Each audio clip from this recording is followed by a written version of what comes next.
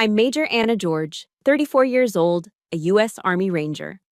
Last week, I stood in my parents' living room in Fayetteville, North Carolina, wearing my full Army service uniform for the first time on a visit home. My chest was covered in medals. I was there to tell them about my promotion. But my father didn't look at the medals. He looked at me with that familiar, soul-crushing smirk and said, "You think those cheap pieces of tin make you better than me? You're still worthless." And when I didn't back down, his hand came up. The bruise on my cheek isn't from the Taliban, it's from my own father. My mother just watched, and then she turned away. They thought that slap was the end of it. They thought they had put me back in my place. But they didn't know that, in that exact moment, I had a camera on my lapel, and it was rolling.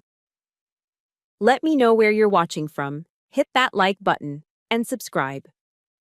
This story is for anyone who has ever been made to feel like the enemy by their own family, just because you chose to survive. The air in the Cumberland County Courthouse was thick and still, tasting of old paper and stale coffee. It was a controlled quiet, the kind where every sound is magnified. The only sound as I walked down the center aisle was the sharp, rhythmic click-clack of my military-issue dress shoes on the polished linoleum floor. Each step was a measured beat, a declaration. I was on a mission. My Army service uniform, the deep blue jacket and lighter blue trousers, was perfectly pressed. The brass on my belt buckle gleamed under the flat fluorescent lights. I had to take special leave from my post to be here, to fight this battle on home soil.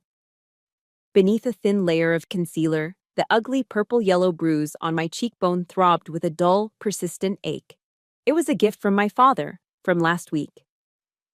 As I entered, a ripple of whispers moved through the pews, then died out. The room fell silent. Today, I was not here as a damaged daughter. I was here as an officer, and I was the defendant, in a lawsuit filed by my own parents. They wanted the court to take away the one piece of this world that was truly mine, my grandfather's land. They were sitting in the front row, a united front of betrayal. My father, a big man whose presence sucked the air out of a room, a pillar of the First Baptist Church, turned his head. His eyes met mine, and that smirk spread across his face. It wasn't a smile, it was a weapon. The one he'd used to grind me down since I was a child. It was the same smirk he had when he'd locked the pantry full of snacks, reminding me that I hadn't earned the right to eat them. It was the same smirk he wore when he told me West Point was a place for weaklings who couldn't handle the real world. It was a smirk that said, "I own you. I can break you whenever I want." Beside him, my mother was the picture of Southern grace in her Sunday dress, a string of pearls resting on her collarbone. She glanced at the bruise on my face, and her lips tightened, not with pity, but with sheer annoyance. I could read her thoughts as clearly as a field manual. She was mortified that I had brought this army business, this ugliness, into the public eye. That I had embarrassed her. She turned her gaze away, her hand fluttering up to adjust her perfect pearls as if I were just a scuff mark on her pristine wall. I walked past them without a word and took my place at the defendant's table. It was a table designed for two, a client and their counsel. I sat there alone. I had called 5 different lawyers in Fayetteville. The first one had laughed. "Sue your own parents in this county? Good luck with that, little lady." The fourth one had said, "I know your father. He's a good man. Maybe you should just go home and talk things out." The last one simply hung up when I said my father's name. This was his territory. His power was in the whispers in the church pews, the handshakes at the Rotary Club, the deep-rooted favors he'd cultivated for decades. He expected me to crumble under the weight of that influence. He was waiting for the tears, for me to lose my composure, to prove him right. That's how he always won. But Ranger School teaches you to metabolize pain, to turn it into fuel. The piece of IED shrapnel still lodged near my right kneecap sent a sharp, familiar signal up my leg, a reminder of a different war. I didn't flinch. I just breathed. Pain is temporary. The mantra echoed in my mind. So is fear. I pulled my chair in, planted both feet firmly on the floor, and kept my spine perfectly straight. My silence was my shield. When the bailiff called the room to order and the judge entered, I rose to my feet, faced him, and met his gaze directly. It was the silent, universal language of military respect. My father leaned over to his lawyer, his voice a stage whisper designed to carry across the room. "She's unstable," he said, shaking his head with faux concern. "The war? It damaged her." The judge, an older man with tired but perceptive eyes, settled into his high-backed chair and banged the gavel once. The sound echoed with finality. He adjusted his glasses and looked down at the paperwork. Then his gaze lifted and swept across me. His eyes moved over the decorations on my chest, a roadmap of my service. He paused for a fraction of a second, his gaze stopping on the silver cross hanging just below the ribbons. The Distinguished Service Cross. He cleared his throat. The room held its breath. "We are here to hear Petition 72B, he began, his voice raspy with authority. "The case of George versus—" He paused, looked directly at me again, and his tone shifted. It was no longer the voice of a bureaucrat reading a docket. It was the voice of a man showing respect. "Major George." Just those two words. They landed in the silent room like a grenade, obliterating the narrative my father had so carefully constructed. The whispering stopped. My father's body went rigid, the smirk wiped clean from his face. My mother's perfectly manicured hand froze on its way to her pearls. For 34 years, he had defined me. He had called me useless, a disappointment, a disgrace. But in this room, under the seal of the state of North Carolina, I was not their failure. I was not their broken little girl. I was Major George. And that's when I knew. The power had just shifted. That look on my father's face, that stunned, furious disbelief when his power was challenged. I'd seen it before. It was the same look he gave me when I was a child, the day I learned that survival meant fighting back. It took me right back to the beginning. My childhood in North Carolina wasn't a war zone of shouting matches and slamming doors. It was a cold war, fought in the chilling silence between words, in the spaces where affection was supposed to be. My father was a master tactician of quiet cruelty.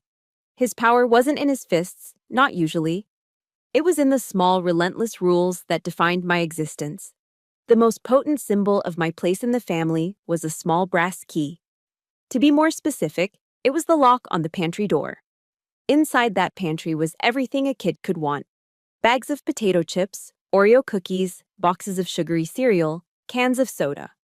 And that pantry was always locked. My older brother Daniel, the golden child, had a key. I did not. Food was not a right in our house. It was a privilege, a reward, and I was rarely deemed worthy. I remember one afternoon, I was maybe 14, I came home bursting with pride. I had gotten an A+ on my advanced algebra final. I walked into the kitchen, the report card clutched in my hand like a trophy, ready to finally earn a sliver of his approval. The scene that greeted me stopped me in my tracks. My father and Daniel were sitting at the kitchen table, laughing. The greasy, delicious smell of pepperoni and cheese filled the air. In the center of the table was a large Double Dave's pizza box. "What's this?" I asked, my voice small. Daniel just grinned, his mouth full. My father didn't even look up from his slice. "Celebrating Daniel's touchdown at the scrimmage today," he said. My heart sank. "Is there any for me?" He finally looked at me, but his eyes were flat, dismissive. He gestured with his chin toward the refrigerator. "There's leftover beef stew from Monday night. Eat that." I stood there for a moment, the A+ on my report card suddenly feeling worthless. My mother was at the counter. She saw the whole thing. She saw the hope drain from my face. She said nothing. She just quietly refilled my father's glass of sweet tea, the ice cubes clinking softly against the glass. That was her role, the silent accomplice, the keeper of a toxic peace. My existence was a constant exercise in reading the room, in trying to make myself invisible so as not to cause a ripple in their perfect world. My father didn't just control the food, he monitored everything. If I took my beat-up Chevy to a friend's house, he checked the odometer when I got back to make sure I hadn't strayed. My mother would clean my room, and I'd later find my diary tucked back in its hiding spot, slightly out of place. I wasn't a daughter, I was a subject under surveillance. My dreams became my only escape route, and my dream had a name: the United States Army. The high school's JROTC program was my lifeline. Every mile I ran on the track, every push-up on the gym floor, was a step further away from that cold, quiet house. It was the one place where the rules were clear and fair, where effort was rewarded, not ignored. When the acceptance letter from the U.S. Military Academy at West Point arrived, it felt like a pardon. It was a thick, cream-colored envelope, heavy with the weight of my future. My hands were shaking as I handed it to my father, my heart hammering against my ribs. He took it, his eyes scanning the formal text. Then he let out a short, sharp laugh, a huff of contempt. "West Point," he sneered, the word dripping with disdain. "They only take the weak ones who can't make it in the real world. You're just running away from your responsibilities here."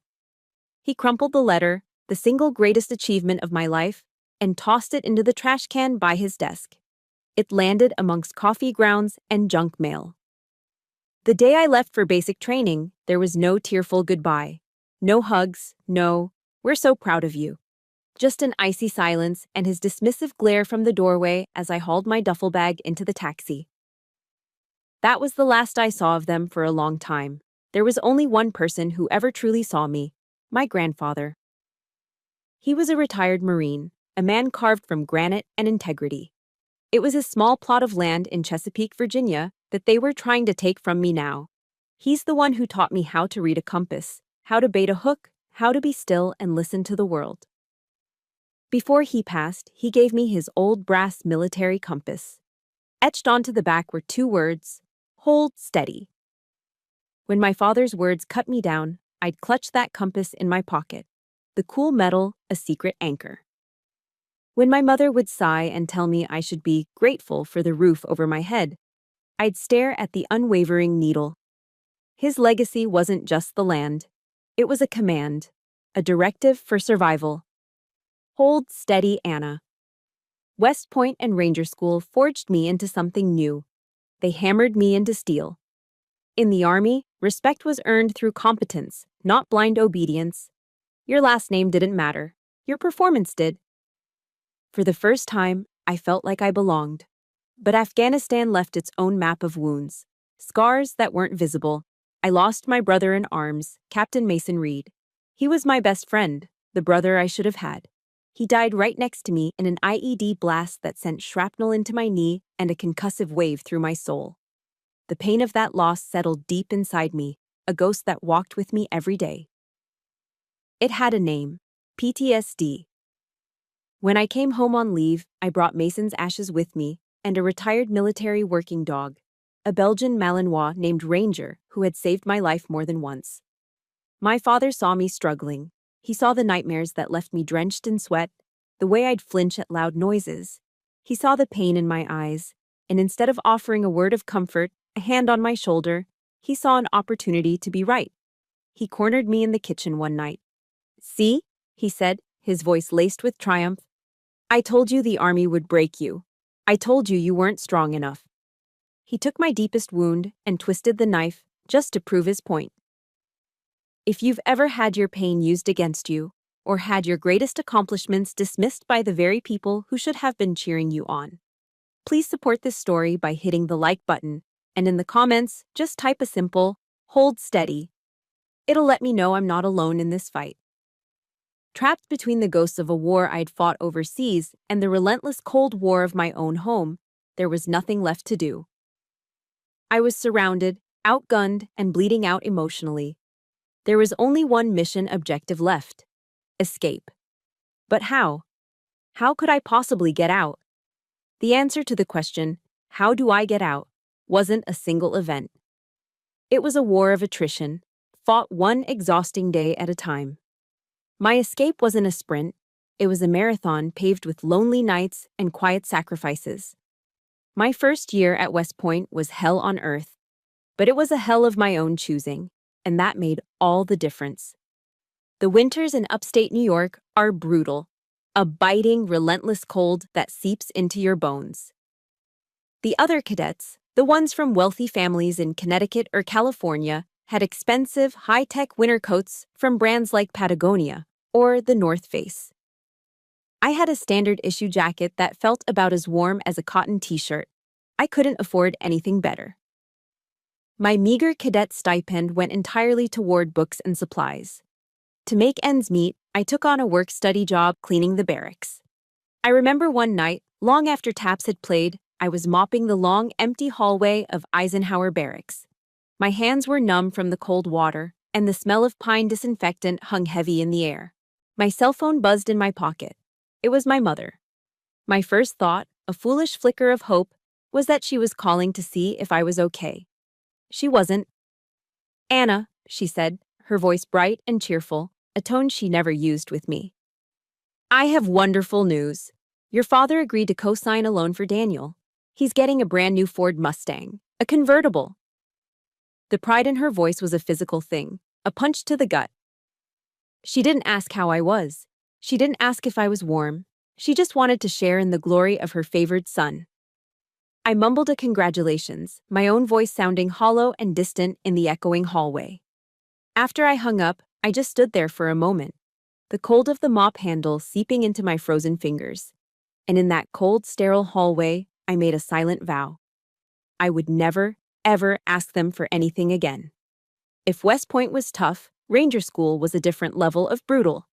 It's designed to break you, to strip you down to your absolute core and see what's left. I was one of only a handful of women in my class, a fact that made me a target. I had to work twice as hard just to be considered half as good. Every patrol, every ruck march, every sleepless night was a test not just of my physical endurance, but of my right to even be there. During one particularly miserable training exercise in the swamps of Florida, we were slogging through waist-deep, murky water, exhausted, starving, and soaked to the bone. One of the instructors, an old-school sergeant major with a face like a leather boot, singled me out. He got right up in my face, his breath smelling of chewing tobacco. "George," he growled, "you don't belong here. Go home and bake some cookies." Every muscle in my body screamed for rest. Every rational thought told me to give up. But I just looked him straight in the eye, the swamp water dripping from my chin, and said in the steadiest voice I could manage, "I will complete this course, Sergeant Major." He stared at me for a long moment, then just grunted and moved on. On graduation day, when he handed me my Ranger tab, he didn't smile. He didn't say congratulations. He just gave me a short, sharp nod. It was a small gesture, almost imperceptible. But it was the first piece of genuine recognition I had ever earned from a man like him, from a man like my father. And it meant more to me than any hollow praise they could have ever offered. The vow I made in that West Point hallway was tested a few years later. I was driving the old Chevy C10 pickup my grandfather had left me, a trusty beast of a truck. The radiator blew on a desolate stretch of highway somewhere outside Richmond, Virginia. I managed to coast into a run-down, single-pump gas station just as steam started pouring from under the hood. I'd spent my last $20 on gas 100 miles back. I was stranded. Swallowing my pride, a bitter, painful lump in my throat, I made the call. I called home. My mother answered. "Mom," I started, my voice tight with shame. "My truck broke down. I'm stuck. I was wondering if I could possibly borrow $100. A long, weary sigh came through the phone. It was the sound of an inconvenience, not concern. "Anna, your father's watching the game. You know how he gets when he's interrupted." Her voice was flat. "You chose this path, Anna. You need to learn to handle your own problems." Besides, she added as an afterthought, "Your father just had to pay the insurance premium on Daniel's new Mustang. Money's tight." And then, a sound louder than the rain that had just started to fall. The sharp, final click of her hanging up. I nearly broke that night. I sat in the cab of my dead truck, the rain drumming on the roof, and I finally let myself cry. I cried out of sheer frustration, out of the bone-deep loneliness of it all. I was an officer in the United States Army, but I was stranded and worthless because I didn't have $100. The irony was crushing. As I sat there shivering, A memory surfaced. It was from a military history class at West Point. The professor was a retired colonel, a man who had seen combat in 3 different wars. He had seen me struggling, staying late in the library, pushing myself to the brink. He'd asked me to stay after class one day. "Cadet George," he said, his voice quiet but firm. "Don't ever let where you came from define who you are. In this army, we don't care who your father is. We care what you can do. Let your actions speak for you." His words echoed in the cab of that truck. Let your actions speak for you. Wiping my eyes, I took a deep breath. Crying was a luxury I couldn't afford. I took my grandfather's compass out of my pocket. It was the original, the one he gave me. But in my duffel bag, I had a second government-issue compass I'd been given at Ranger School. It wasn't the same, but it pointed north just as well. I walked into the greasy office of the gas station. The old man behind the counter looked up from his newspaper. I placed the spare compass on the counter. "Sir," I said, "this is a military-grade Lanzatic compass. It's worth over $100. Would you give me $75 for it?" He picked it up, felt the weight of it in his hand, and looked from the compass to me. He saw the uniform I was wearing. He nodded slowly. $75, he said. It was enough to get the radiator patched and buy a half tank of gas. It was enough to keep going. Driving away from that gas station, with a patched-up radiator and an empty passenger seat, I had never felt more alone. But the Army taught me something my family never did. Loyalty is unconditional. And sometimes you don't find your family in the house you grew up in. Sometimes you find them in the barracks, in the trenches, in the middle of a war zone. My real family was forged under fire and pressure-tested in the crucible of service. It was Captain Mason Reed, a man with a booming laugh and kind eyes, who shared his last Hershey bar with me during a grueling 72-hour patrol in the mountains of Afghanistan when our rations were running low. It was the Army chaplain, a quiet, thoughtful man who listened without judgment as I talked about my grandfather, the one person I felt I had truly lost. And it was Ranger. After the IED blast, the Belgian Malinois who had been my partner was medically retired due to his own trauma. I adopted him without a second thought. He was a 70-pound shadow of pure loyalty, a furry, breathing reminder that I had survived. Ranger didn't care about my rank or the medals on my chest. He just cared that I came home at the end of the day. His presence, the simple weight of his head on my lap, was a comfort more profound than any words my parents could have ever offered. The first Thanksgiving I spent away from home, I was 25, a young lieutenant stationed at Fort Bragg. It was a raw, gray day in North Carolina. I had called home out of a lingering sense of duty, a foolish hope that this year might be different. My mother answered, her voice distracted.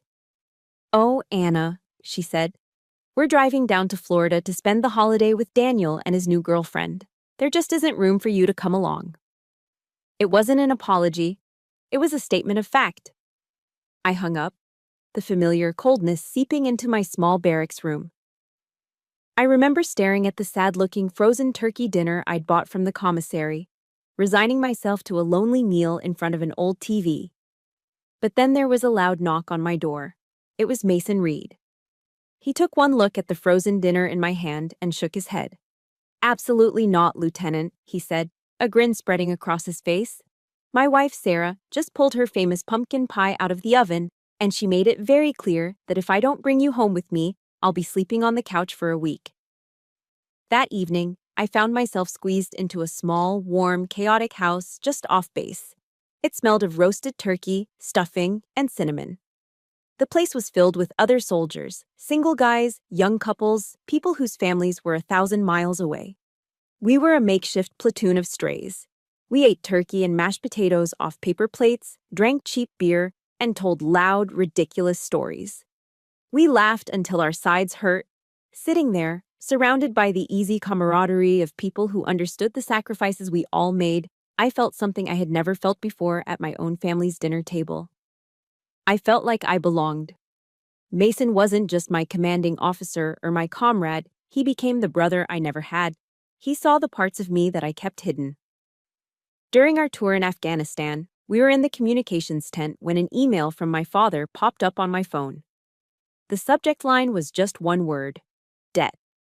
It was a long, rambling message about how I owed him for the cost of raising me, demanding I send a portion of my combat pay home. Before I could even process the shame and anger, Mason reached over, took the phone from my hand, and deleted the email without reading past the first line. He looked me straight in the eye. "Don't you dare reply to that," he said, his voice fierce with protective anger. "You don't owe them a damn thing, Anna. You are a commissioned officer in the United States Army. You will not let anyone, and I mean anyone, disrespect you like that." He gave me the respect my own father never would. When he was killed, a part of me died with him. Kneeling beside him in the dust and chaos, I made him a promise. I promised I would live a life worthy of his sacrifice, that I would be strong, not just for the army, but for myself, and that I would never again allow anyone, not even my own family, to make me feel small. But promises are easier to make than to keep. In the months after his death, I was in a tailspin.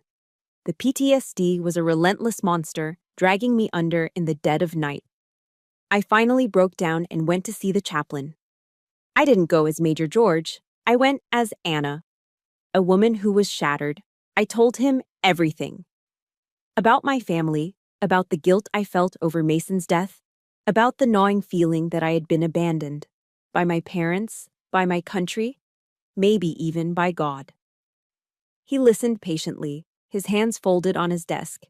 When I was finished, my voice raw and hoarse, he didn't offer platitudes or easy answers. He simply opened his well-worn Bible that sat on his desk. He turned to the Psalms and read a single verse, Psalm 27:10. His voice was calm and steady, a lighthouse in my storm. "Though my father and mother forsake me," he read, "the Lord will receive me." Those words hit me with the force of a physical blow. Though my father and mother forsake me, it was a permission slip, a validation of my deepest, unspoken pain. It was an acknowledgement from the universe itself that I wasn't crazy. I wasn't the problem. That verse became another anchor, just like my grandfather's compass. It gave me the strength to believe that even if I had been forsaken by the people who were supposed to love me most, I was not and would never be truly alone. That peace, hard-won and fragile, became my sanctuary.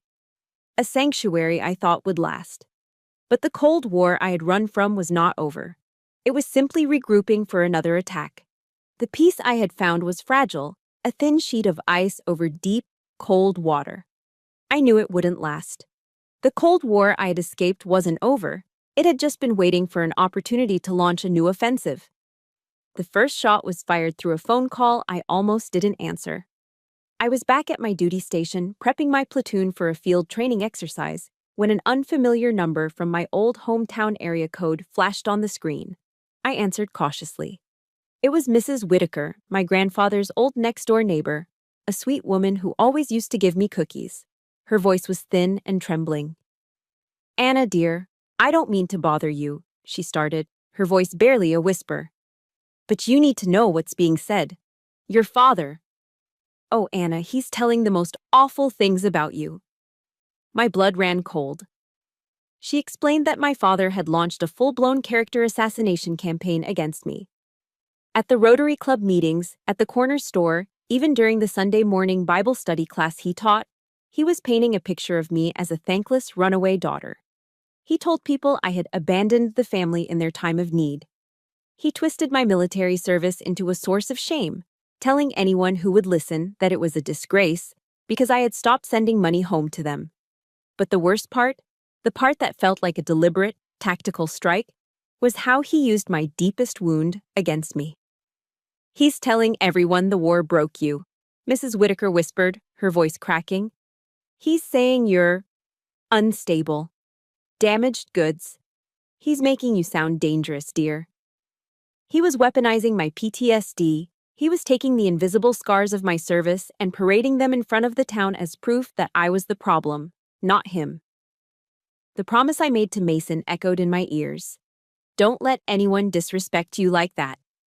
I requested emergency leave, my hands steady as I filled out the forms, but a cold fury was building inside me. I drove the 5 hours straight to Fayetteville, the hum of the tires on the asphalt, a countdown to the inevitable confrontation. I didn't change out of my uniform. This time, I wasn't coming home as their daughter.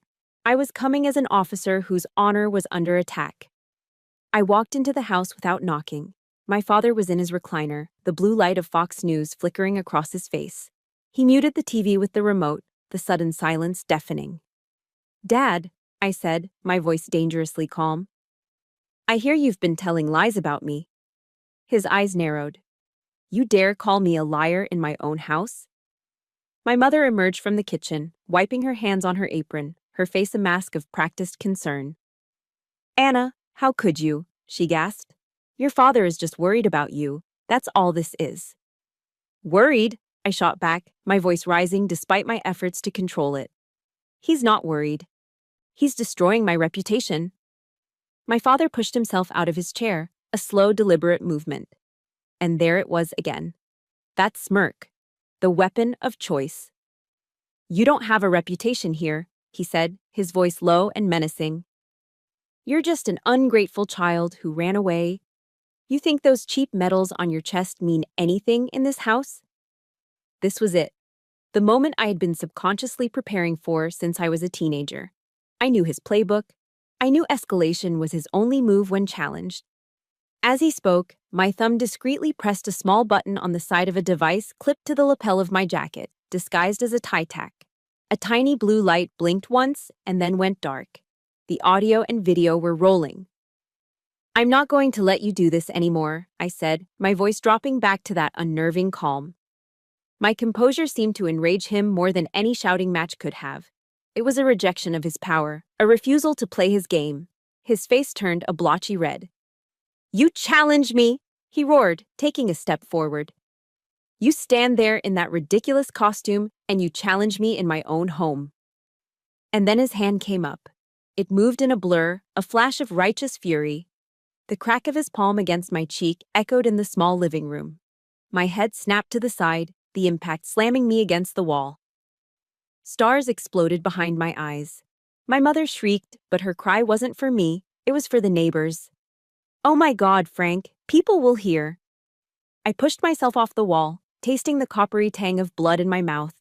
I stood up straight, my spine rigid, and looked at them both. My mother wouldn't meet my eyes. She turned away, her hand fluttering to her throat in a gesture of pure, theatrical panic. She was already rewriting the story in her head, casting herself as the horrified bystander.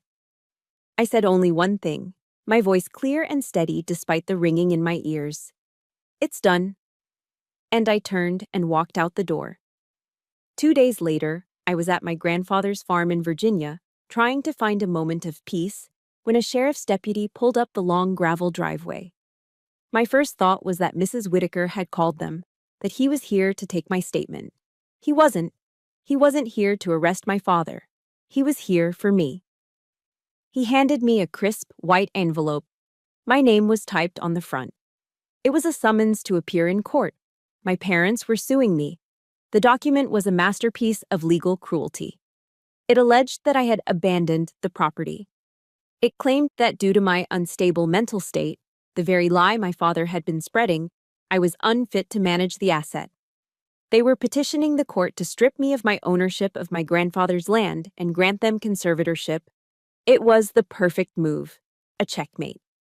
In a single, vicious act, they could steal my inheritance and get the state to legally validate their lie that I was crazy. Holding that summons in my hand, the thin paper felt heavier than body armor. It wasn't just a legal document, it was a declaration of war. Holding that summons in my hand, the thin paper felt heavier than body armor. It was a declaration of war. And in that moment, something inside me shifted. The part of me that had always flinched, that had always hoped for a different outcome, finally went silent. I didn't cry. I'd shed all my tears during my first year at West Point. What was left was something colder, sharper. It was rage, forged into the clean, hard edge of resolve. My training kicked in. The first step in any operation is reconnaissance. I got on my laptop and researched the top 5 real estate attorneys in Fayetteville. I made the calls from my small, sterile apartment off base, the one place in the world that was truly mine.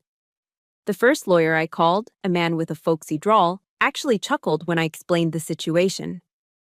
"Little lady," he said, not unkindly, "you're planning on suing your own folks here in Cumberland County? Godspeed and good luck." He declined the case. The second and third lawyers gave me polite but firm rejections, citing conflicts of interest I knew were just excuses.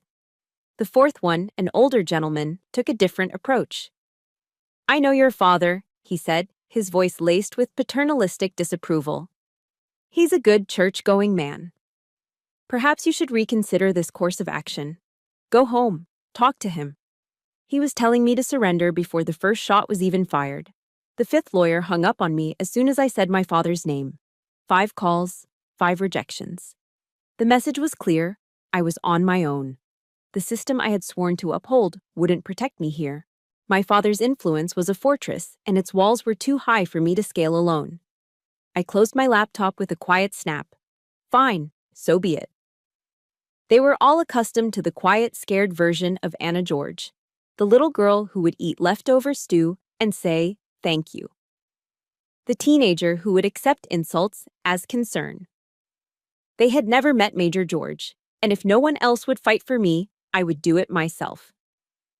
I immediately switched from emotional response to mission planning mode. Assess the situation, identify available assets, execute the objective. The objective was no longer just survival, it was victory. My first stop was the USAA Bank branch, the one frequented by soldiers and their families. I walked in, my back straight, and requested 10 years of my complete financial history. The bank teller, a young woman with a friendly smile, probably thought I was preparing for a mortgage application. She had no idea I was gathering ammunition. I spent that entire night at the small dining table in my apartment. The floor was covered in stacks of paper, a decade of my life reduced to debits and credits. I worked with the same methodical focus I would use to plan a raid, fueled by black coffee and sheer determination. And slowly, a story began to emerge from the numbers. Here it was, in black and white. Quarterly property tax payments to Chesapeake County, Virginia, drawn directly from my military checking account every year without fail.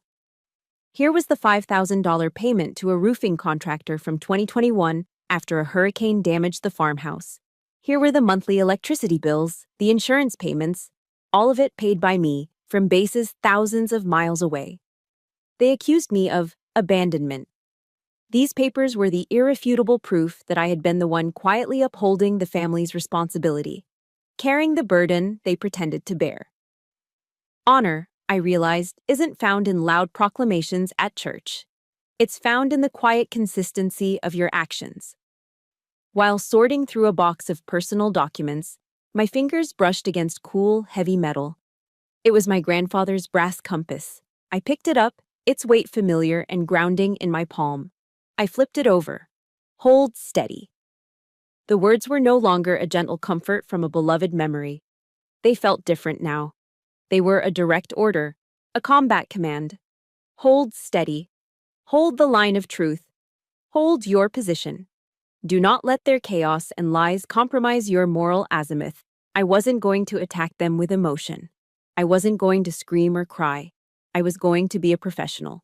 I would present the facts. The courtroom was my new battlefield. The evidence was my fortifications. The truth was my weapon, and my composure was my body armor. The night before the court date, I prepared my uniform. This wasn't a psychological tactic to sway a judge. It was for me. It was a declaration of my own identity, a reminder of who I had become in spite of them. I carefully pinned each ribbon onto the jacket, each one a silent testament. The Army Commendation Medal, the Afghanistan Campaign Medal, the Purple Heart for the IED blast that took Mason and nearly took my leg, and finally, the Distinguished Service Cross. Each piece of polished metal and colored silk told a story of service, of sacrifice, of honor earned. My father had called me worthless. He had called me damaged goods. This uniform, this collection of stories, was the living, breathing rebuttal to his every lie. It was my service record, my history, written in metal and fabric, It carried a weight that no lie could ever hope to match. Before I walk into that courtroom, I need to know you're with me. If you believe that our actions, not someone else's opinions, define who we are, hit that like button. And in the comments, just write 2 simple words that mean the world to me. Present arms. Let the world know you stand for honor. Tomorrow, I wouldn't be walking into that courthouse to beg for sympathy. I was walking in to present my record. My case was ready. The morning of the hearing, as I hung my ASU jacket, ready for the day, I knew this wasn't just about a piece of land. It was about my entire life. I was walking into that courthouse not as their daughter, but as the officer they never believed I could be. And I was going to present my case. As I walked into the courtroom for the first day of the hearing, I could feel the ripple effect of my uniform. It was exactly as I'd anticipated. A low murmur spread through the gallery. I heard someone whisper, "She's trying to intimidate the judge." My parents and their lawyers seized on it immediately. My father leaned in, his voice a loud, conspiratorial hiss. "You see, Your Honor, it's all a performance. Theatrical. She's not stable." He even had the audacity to point toward my face. "Look at that bruise. I'd bet my life she did that to herself for sympathy." My mother, playing her part to perfection, chimed in, her voice trembling with manufactured fragility. "We're just so worried," she said, dabbing at a dry eye with a handkerchief. "We only want what's best for her. But she abandoned us. She pushed us away." They were a well-oiled machine, painting a portrait of me as an ungrateful, mentally disturbed veteran, a problem child who needed to be managed. I didn't react. I didn't look at them. I kept my shoulders back, my eyes fixed on the judge's bench, my expression neutral. My silence was a void they couldn't fill with their noise. Their first witness was my mother. She walked to the stand, a picture of devout, long-suffering motherhood. And then she began to cry. They were perfect, cinematic tears rolling down her cheeks on cue. "Anna was always a difficult child," she sniffled, looking directly at the judge, her voice catching with sorrow. "We gave her everything. A good home, a Christian upbringing, and she repaid us by running away, joining the military, and just forgetting about us." She made it sound like I had joined a gang, not the United States Army. Their lawyer, a slick man in an expensive suit, approached her gently. "Ma'am," he asked, his voice dripping with sympathy, "in your opinion, is your daughter capable of managing a financial asset like this property?" My mother shook her head, a single perfect tear tracing a path through her makeup. "No," she whispered. "Not anymore. Ever since she came back from Afghanistan, she's changed. She has a temper. She's violent." She paused, letting the word hang in the air. "She frightens me." She was using my service, my sacrifice, the very trauma inflicted upon me in the defense of this country, as a weapon to paint me as a monster. She was twisting Mason's death into a tool for her own greed. I watched her performance, and for the first time, I didn't feel anger. I felt a profound and weary pity. She was so trapped in the world my father had built that she would burn her own daughter to the ground just to keep him warm. The lawyer finished his questioning. The judge turned his tired eyes to me. "The defendant," he said, "do you wish to cross-examine the witness?" Before I could rise, their lawyer interjected. "Your Honor, if I may, given Anna's apparent—" The judge held up a single hand, cutting him off mid-sentence. His gaze was fixed on me. "Counselor," he said, his voice quiet but carrying an unmistakable edge of command. "I am speaking to Major George." The silence that followed was absolute. It was as if all the air had been sucked out of the room. That title, that name, spoken with such deliberate respect, redrew the lines of battle. It was a shield, deflecting every lie she had just told. In that single moment, the judge stripped me of the role they had forced upon me. I wasn't the difficult child or the frightening veteran. I was an officer of the U.S. Army. My father's jaw tightened. My mother's performance faltered. The tears stopped instantly. The judge continued, his eyes still on me. "Major, your witness." I have no questions for this witness, Your Honor, I said, my voice clear and steady. A murmur went through the room. My father smirked, assuming I was retreating. He thought I had no fight in me. I stood up, my back ramrod straight. It was my turn to present my case. I wasn't going to talk about my feelings. I wasn't going to talk about my childhood. I was a soldier, and I was going to present the facts, the intelligence, the unshakable truth. But before I could utter a single word, the judge leaned forward slightly, squinting at the array of ribbons and medals on my chest. "Major," he said, his voice laced with a new kind of curiosity. "Forgive my old eyes, but is that—" The whispering in the gallery changed its tone. It was no longer judgmental. It was awestruck. I heard a man in the back row gasp. "My God," he said to his wife. "That's the Distinguished Service Cross. It is the second highest military decoration that can be awarded to a member of the United States Army for extreme gallantry and risk of life in actual combat." My father, sensing he was losing control of the room, tried to launch a counteroffensive. "She's just trying to distract you," he blurted out, his voice too loud. "It's all part of the act." The judge's gaze snapped from my uniform to my father. The tiredness was gone from his eyes, replaced by a cold, hard fire. He silenced my father with a single, icy glare. "Abandonment is a powerful accusation, sir," the judge said, his voice low and dangerous, especially when leveled against an individual who has, by all appearances, dedicated her entire adult life to the service of this nation.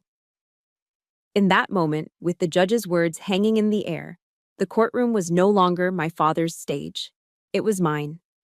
He had built his case on lies and whispers. I had built mine on cold, hard facts, and I was about to present them. With the judge's words hanging in the air, the courtroom was no longer my father's stage. It was mine. He had built his case on lies and whispers. I had built mine on cold, hard facts, and I was about to present them.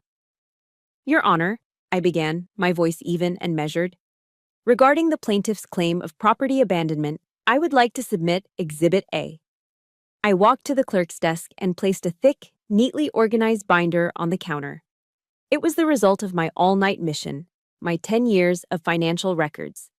This binder contains certified bank statements from my USAA account, detailing every property tax payment made to Chesapeake County, Virginia, for the past decade, starting the year I graduated from West Point. It also includes receipts for major repairs, including a new roof in 2021, and all utility payments for the property. The judge put on his reading glasses and began flipping through the pages, his expression growing more grim with each one. He looked up, his eyes passing over my parents before settling on their lawyer. "Counselor," he said dryly, "the property appears to be anything but abandoned.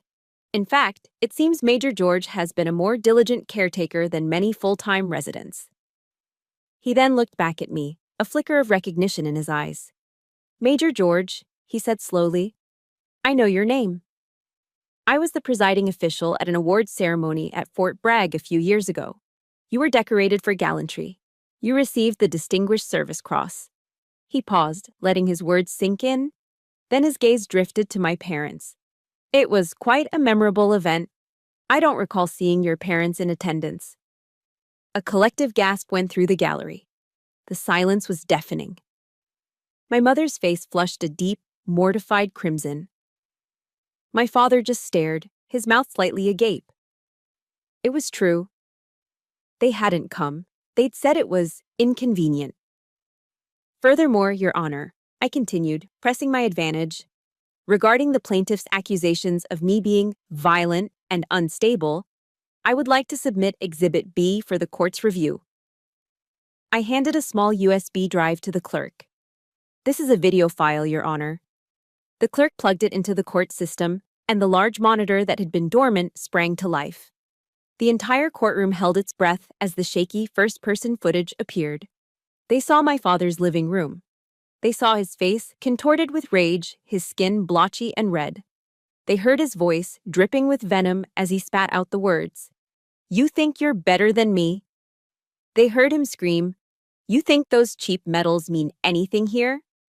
And then, with horrifying clarity, they saw his hand fly toward the camera. The screen tumbled into a blur of motion, and the sharp, ugly sound of the slap crackled through the courtroom speakers. It was followed by my mother's panicked shriek, "Oh my God, Frank, the neighbors will hear." The video showed me stumbling back, pushing myself off the wall. It showed the blood trickling from the corner of my mouth. And it recorded my voice, impossibly steady, as I looked at him and said, "This is done." The video ended. The screen went black. The silence in the room was absolute, broken only by my mother's quiet, horrified sob. My father's lawyer's desperate attempt to claim his client was acting in self-defense dissolved into absurdity. The video was undeniable. Their lawyer, sweating now, tried a different tactic, a last-ditch effort to appeal to emotion. "Major George," he asked, his voice pleading, "if you loved your family so much, why did you leave home in the first place?" The entire room turned to look at me, expecting a tearful explanation, a dramatic speech.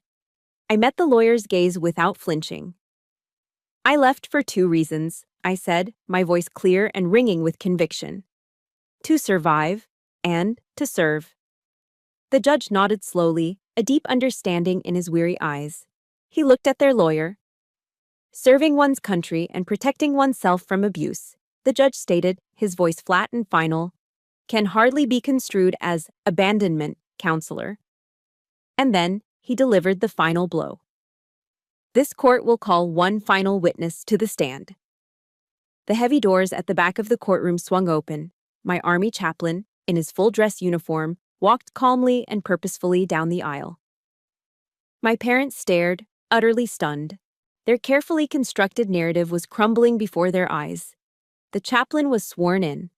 He spoke with quiet authority about my character, my dedication, and my courage. He spoke of my struggle with PTSD after Mason's death, not as a weakness, but as a wound of war, an honorable scar. My father's lawyer saw one last, desperate opening. "So you admit she has issues, chaplain?" he asked, a triumphant sneer on his face. "You admit she's damaged?" The chaplain didn't answer him. Instead, he turned his compassionate gaze from me to my parents, sitting brokenly in the front row. "Sir, we all come back from war with issues. We all carry something home with us." He then turned back to the judge. "But as for the charge of abandonment, Your Honor," he said, his voice now like steel, "Major George did not abandon them. They abandoned her first." The gavel fell, and the sound echoed like a final gunshot in a long war. I had won. But as I watched my parents shrink in their seats, stripped of their power and their pride, there was no surge of joy. There was only a vast, quiet emptiness. The battle was over. But now I had to figure out how to live in the silence that followed. The judge's final gavel strike wasn't a thunderclap of victory. It was the quiet final gunshot in a war that had lasted my entire life. The ruling came as no surprise. It was a simple confirmation of the facts. The judge dismissed my parents' lawsuit entirely. Full ownership of my grandfather's farm was affirmed as mine. And based on the video evidence, the court issued a restraining order against my father, forcing him to stay 500 feet away from me, along with a fine for assault. Losing all control, my father finally broke. He surged to his feet, his face purple with rage, and screamed across the courtroom, "You've destroyed this family!" But his words had lost their power. They were just the empty echoes of a tyrant who had been deposed. The judge banged the gavel one last time, silencing him. He looked at me, a deep, weary respect in his eyes. "Thank you for your service, Major," he said. I didn't smile. I didn't pump my fist in the air. There was no triumphant surge of joy. I just felt tired, bone tired. I methodically gathered my files, slid them into my briefcase, gave a respectful nod to the judge, and walked away. The battle was over. But as I stepped out into the bright North Carolina sun, all I felt was the vast, quiet emptiness of the battlefield after the fighting stops. I thought the legal decision would be the end of it, but my father wasn't a man who accepted defeat. He just moved the conflict to a new front, the court of public opinion. He launched a second smear campaign, this time casting himself as the victim. He told everyone at church and in town that his unstable, vindictive daughter had used legal tricks to steal the family home, leaving him and his wife destitute. He painted me as a heartless, unchristian child who had turned her back on her elderly parents. But this time, the seeds of his lies fell on barren ground. The video, the testimony, the judge's ruling, the truth had its own power now. The narrative had shifted. Neighbors who once averted their eyes when I drove past now gave me small, hesitant waves. The tide of public sympathy, which he had always controlled, was turning against him. A few days later, I was at the Home Depot in Fayetteville, loading bags of concrete mix into the bed of my old Chevy truck. I was planning to repair the front steps of the farmhouse. An older man in a faded Vietnam veteran cap stopped his cart next to my truck. He looked at me, then at the Ranger tab sticker on my rear window. He simply touched the brim of his cap. "You hold steady, Major," he said, his voice rough but kind. I just nodded, a lump forming in my throat. This quiet acknowledgement from a stranger, a fellow soldier, felt more like family than anything I had ever known. The final test came a week after the hearing. I was at the farm, breathing in the clean Virginia air, when I saw a familiar, gleaming black Cadillac crunching up the gravel driveway. My heart seized for a moment. The restraining order was only for my father, not my mother. She was his final weapon. He got out of the car and stood by the property line, a simmering, impotent statue just beyond the 500-foot legal limit. My mother got out and walked toward me, her face arranged into a mask of desperate sorrow. This wasn't a visit of apology, it was a mission of manipulation. "Anna," she began, her voice quivering, "please, your father, he isn't taking this well. His health is failing." She wrung her hands. "We're in financial trouble. The legal fees. You can't just throw us out on the street. We're your family." There it was, the final play. The appeal to guilt, to a sense of duty that they themselves had never honored.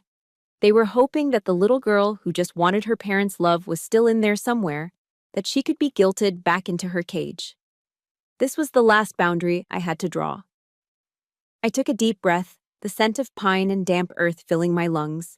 It was the smell of my grandfather's legacy. It was the smell of my freedom.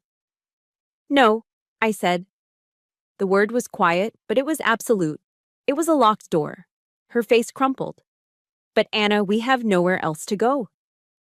"I paid the taxes on this land for 10 years, I said, my voice as calm and steady as the compass in my pocket. "I sent money home every month until the day my father told me my service was a disgrace. I have given enough." From the edge of the property, my father, hearing my refusal, finally erupted. "You're turning your back on your family," he bellowed, his voice cracking with fury. I looked at them one last time, at the raging, defeated man and the weeping, manipulative woman. And I felt the last chains of obligation fall away. "No," I said, my voice clear and final, not with anger, but with a sad, hard-won clarity. "You taught me the most valuable lesson of my life." I paused, letting them absorb it. "You made me strong enough to stand on my own. And now, I finally am." I turned, walked up the steps I was about to repair, and went into the house. I closed the heavy oak door behind me, not a slam, not an act of anger, just an ending. The sound of the lock clicking into place was the quietest, most powerful sound I had ever heard. It wasn't the end of a fight. It was the beginning of peace. The sound of the lock clicking into place wasn't the end of a war. It was the beginning of peace, but I quickly learned that peace isn't something you find, it's something you build. Board by board, nail by nail. I spent the rest of my leave at my grandfather's farm, not resting, but working. My hands, trained to handle weapons and read maps, learned the new, satisfying language of manual labor. I found a kind of therapy in the simple, honest work. I replaced the rotten wood on the porch swing where my grandfather used to sit, sanding the new pine until it was smooth to the touch. I gave the entire fence a fresh coat of white paint, the repetitive motion of the brush calming the storm that had raged inside me for so long. My first project, the most important one, was installing a new flagpole in the front yard. I dug the hole myself, mixed the concrete, and set the pole until it was perfectly plumb.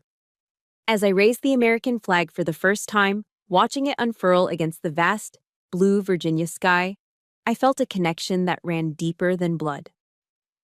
I felt my grandfather's pride. I felt Mason's camaraderie. I felt the presence of every soldier I'd ever served with. This flag on my land was a symbol of everything I had fought for, both overseas and in that courtroom. Every swing of the hammer wasn't just driving a nail, it was an affirmation. I am here. This is mine. I built this. As my leave was coming to an end, I received an unexpected phone call. It was the principal of the local high school. Word of the court case had spread, and he asked if I would be willing to speak at their Veterans Day assembly. I hesitated for only a moment before agreeing. Standing on that auditorium stage, looking out at the sea of young, hopeful faces, I didn't talk about firefights or heroic battles. I didn't tell war stories.